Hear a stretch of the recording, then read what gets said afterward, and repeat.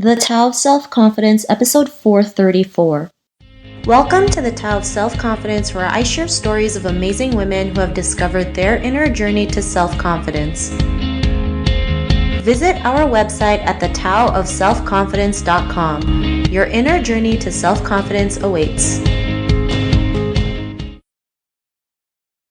Well, hello, friend. Welcome to the Tao of Self-Confidence, where I share stories of amazing women who have discovered their inner journey to self-confidence. I'm your host today, Sheena Yap-Chan, and today I have an amazing lady on the show today. She's a freelance makeup artist, and I'm really excited to have her on and share her story with us today. So without further ado, I'm going to introduce you to Sylvina Lopez. Sylvina, how are you today? Maybe you can fill in a little bit more about yourself to our listeners.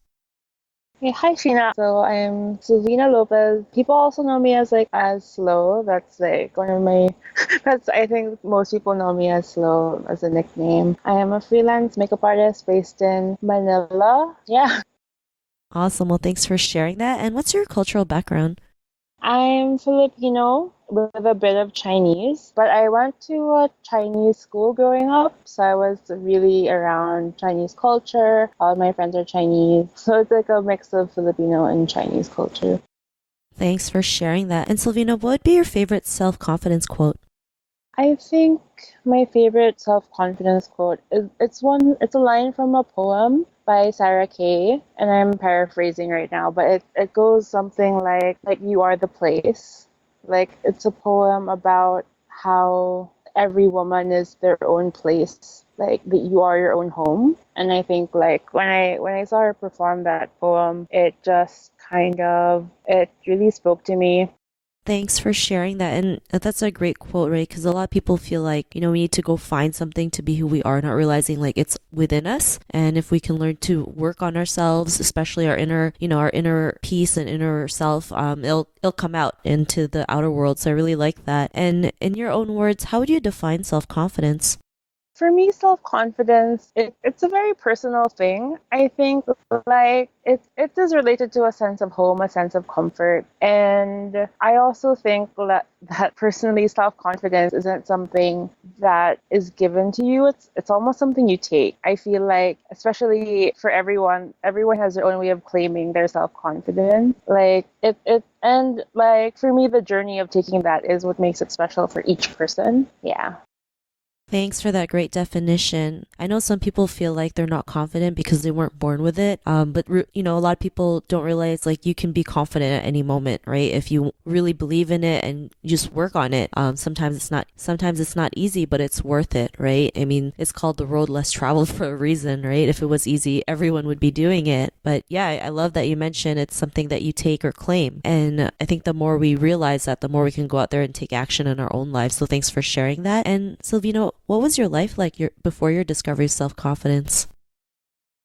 Well, for me, like, when did I realize I was when did I feel confident? I feel like it's not a particularly static feeling either. I mean, it definitely has its like peaks and valleys, but what helped me was growing up. I was very fortunate to have parents that didn't make me feel like I was lacking anything. And I feel like culturally too, especially in the school where I grew up, I was very different. Like in almost every way from my peers. I was a bit bigger, taller. I liked different things. I was just very different. Also like standard of beauty wise.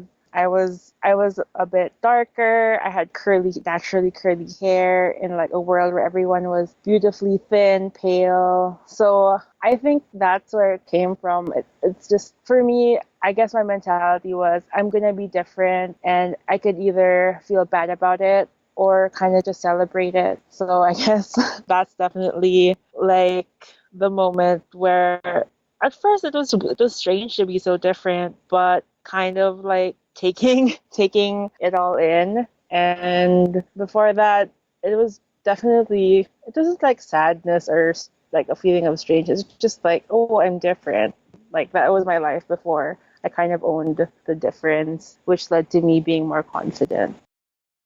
Thanks for sharing that. And a lot of people feel like being different is there's something wrong with them, right? They, especially living in the Philippines, like you mentioned, the standard of beauty, and it's like if you're not pale skin, you're not beautiful, which is totally wrong, right? Everyone's beautiful in their own way, and we have to learn to celebrate it. I mean, people who are, making a difference out there, they're making a difference because they know they were different, and they can go out there and give whatever skills they have that are totally different from everyone else. And what was that moment in your life when you realized, like, celebrating being different was a good thing? What was that aha moment?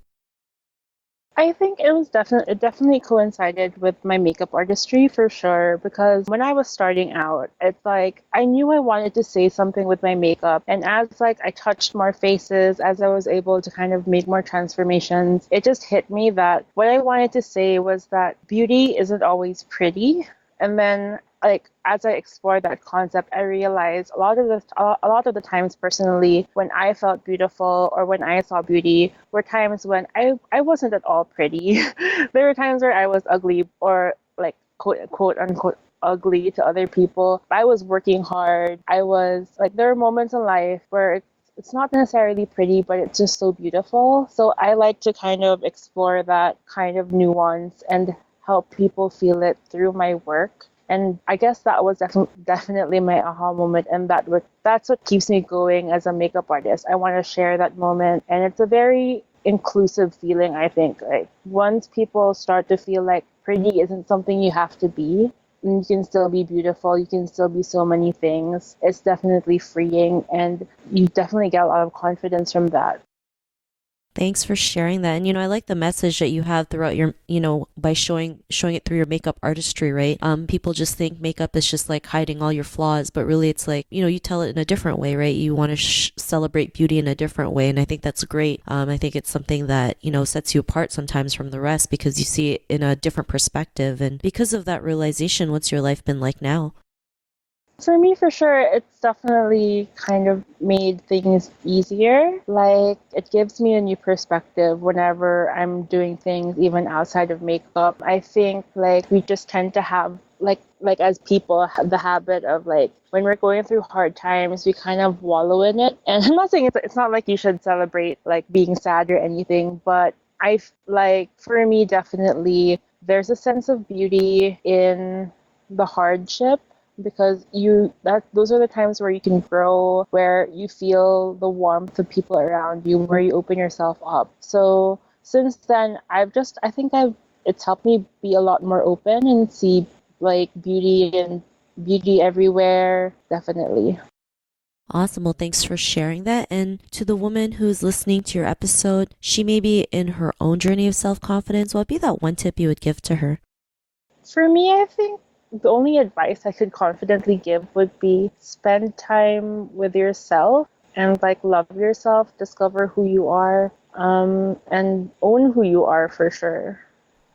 Those are some great tips that you mentioned. I think spending time with yourself is really, important. It really gets to help you to learn who you are, what you like, what you don't like, what you deserve, and it'll show the more you get to know yourself a little bit better. So thanks for sharing that tip. And if our listeners wanted to get to know a little bit more about you and what you do, or check out some of your makeup artistry, is there any links or social media profiles we can connect with?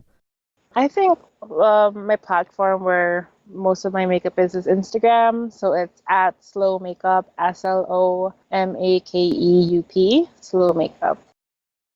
Thanks for sharing that. And to our listeners, if you want to connect with Sylvina, you can also head on over to the taoofselfconfidence.com and search for Sylvina's name. Her show notes will pop up along with everything else we talked about. And I just want to thank Sylvina for taking the time to share her story and tips with us on self-confidence. So thank you so much, Sylvina. Thanks so much, Sheena. Yeah, it was so great. Yeah, thank you. Not a problem. It was really great having you on the show. And to our listeners, be on the lookout for another new episode of another amazing woman's journey to self-confidence. And we'll talk to you soon. Bye for now. Thank you. Thank you for tuning in to another amazing episode of the Tao of Self-Confidence. Sign up for our free membership site to get more amazing resources for self-confidence by visiting our website at thetaoofselfconfidence.com. Your inner journey to self-confidence awaits.